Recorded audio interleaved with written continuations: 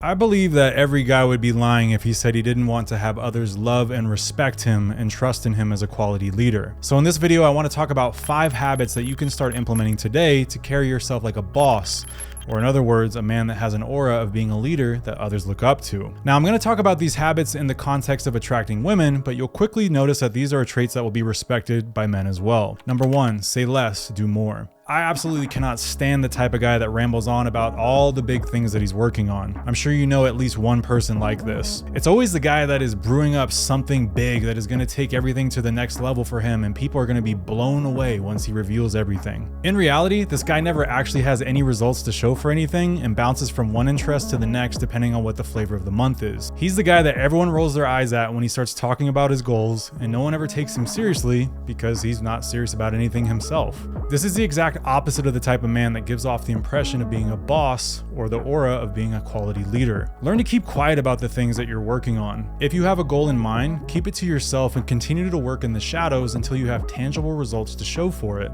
And even then, let your results speak for themselves rather than telling everyone. Remember to demonstrate, never explicate. Or in other words, always show people instead of telling people. This will create a tremendous amount of respect for you and also some degree of mystery, because people will never really know what you're up to.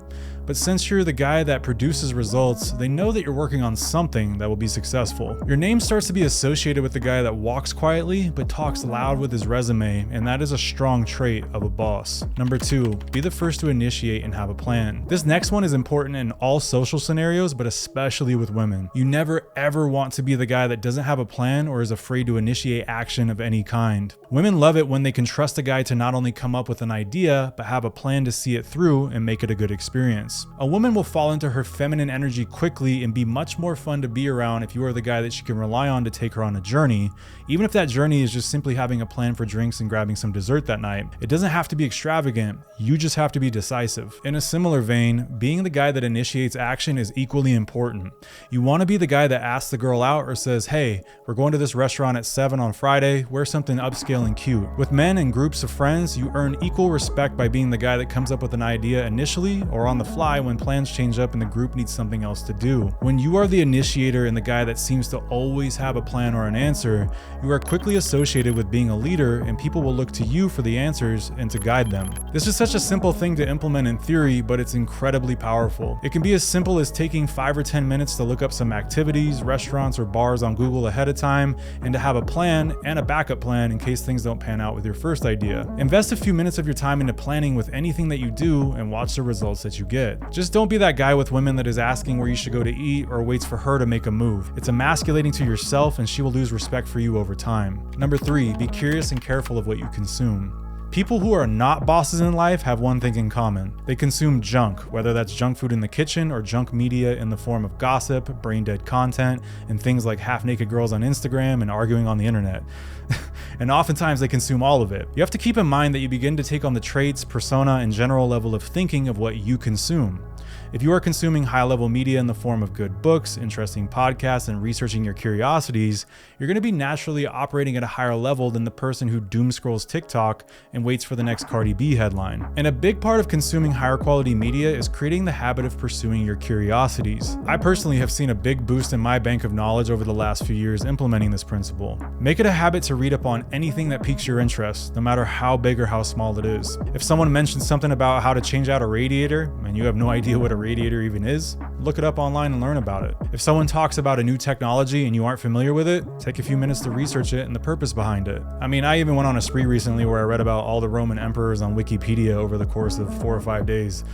Now, Wiki isn't some exhaustive resource, but it led to other books and resources that taught me some things that I didn't know. But you might be asking yourself, what good is random information about Roman emperors and radiators if I'm trying to get girls or make more friends? The answer is that as you pursue your curiosities, you begin to become a more interesting person overall as your mind makes connections between different interests and knowledge that you accrue. You'll have interesting things to talk about in conversation, and you will bring up your overall level of knowledge like the tide rising in the sea. In my own life, I've noticed that some of the leaders I've looked up to always have interesting stories and bits of knowledge to share for nearly every situation, and the only way they built up that bank of knowledge was by gaining experience in life and pursuing their curiosities. So in summary, be careful of what you are consuming with both your eyes and your ears, and look for the majority of your consumption to be quality media that is higher level than half-naked girls on Instagram and useless political gossip. Listen to insightful conversations with high-level people and research topics that challenge your mind. And I'm not saying to never have fun and turn your life into one giant college class,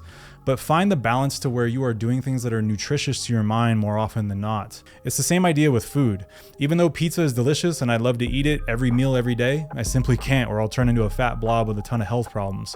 So it's best to eat nutritious, good foods 90% of the time and save the junk for the other 10%. Still make room for fun and staying up to date on certain happenings, because that can be valuable socially as well, but make it a small amount of your time in the bigger picture. Experienced men and interesting men make the best leaders. Number 4, talk to everyone and be quick to uplift people. In this day and age, people are becoming more antisocial than ever due to all the screen time we are exposed to, and because of that, it's more important than ever to keep your social skills sharp. Imagine a leader not being able to talk to people or tripping up over his words. That wouldn't be very inspiring to others and not very boss-like.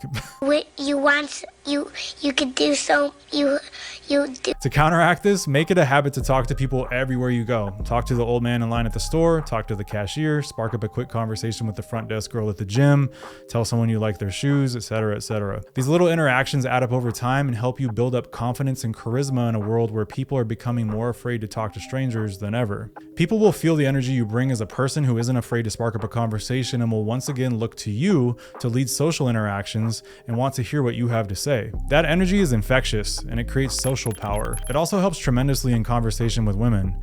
You'll never run out of things to say and you will have a calm demeanor about yourself because you're used to conversing with a wide variety of people. She will also see how smooth you are with others when she's out with you, and that will increase her attraction even more. Now, something else I'd recommend doing with that power is being the guy that won't hesitate to be complimentary or uplifting to people. Throwing a compliment out to someone or giving them a word of hope can change someone's entire week and will make you stand out as the guy that people enjoy being around because you make them feel good. And there's a lot of value in that. Think back to a time you met someone who had an infectious positive energy to them in a genuine way. I don't mean the slimy salesman type who's faking it, but the person who just radiates a positive energy that seems different. Those people are magnetic, and being free to give away kind words without expecting anything in return is a powerful stance to operate from that gives the impression of being a strong leader. That's the key though. Only give compliments if they come to mind naturally, and don't force it. Also, don't do it expecting to get anything in return. The difference between a confident man giving a compliment and a simp giving a compliment is the confident man is doing it because he wants to and doesn't care about the end result. He's fine giving away something for his own satisfaction,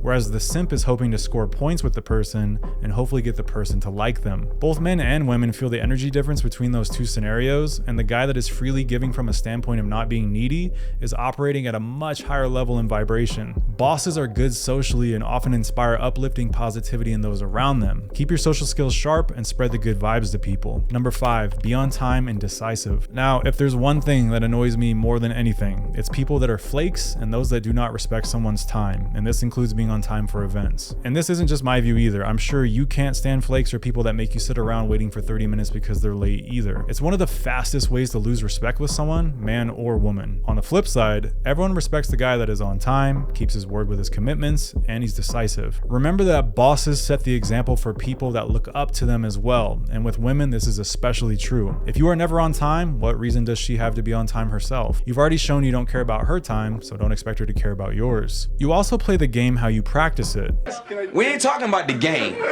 We're talking about practice, man. So if you are consistently late or flaking on commitments in your personal life, this will translate to business and work life as well. And from there, what good are you to anyone? Make it a habit to plan ahead and be on time and let other people be the ones who are apologizing for being late or flaking. And on the topic of flakes, cut the flakes out of your life entirely anyway. We don't need more of those. Set that boundary and keep it. And speaking of boundaries, it's important to be decisive with the things that you commit to, including your boundaries and how your time is divided up. Being a boss or a great leader isn't just about being nice and chill with everyone. It's also about having clear defined lines of where you will not allow yourself to be pushed and to use the word no often. Too many people get suckered into doing things that they don't want to do or commitments that pull focus away from other matters that should be taking priority. And usually all it would take is a simple no to avoid getting caught up in these things. A person who never says no is essentially spineless and cannot be respected. This is especially true with women because they will test your boundaries at some point to see where you stand as a man. They will want to see how far you can be pushed, and if you're weak, then the conclusion is that you're just like all the other guys. Steve Jobs once said that innovation is about saying no to 1,000 things and that you have to pick what to focus on carefully. And I found this to be true in my own life. Most of the time, focusing on the thing that matters to me comes down to how many things I'm saying no to in order to give that thing the time and priority it deserves. Don't let people absorb all your time with nonsense. Be picky with your time so that you can focus on what matters while establishing boundaries with people so that they also respect your time. It's a fine balance of respecting their time, but also drawing lines in the sand to let them know that your time will be respected as well. If you don't do this, both men and women will take advantage of your time left and right. And those are just some of the characteristics that make up being a boss or a strong leader. Again, you can begin implementing these today, so don't just waste time watching the video and letting the information leave your mind as soon as you click out of here. Work to actually implement these things and see the effects that I spoke of. And before you go, check the links down in the description to see some of the things I have to offer. Make sure you watch this video next, and I will see you in the next one.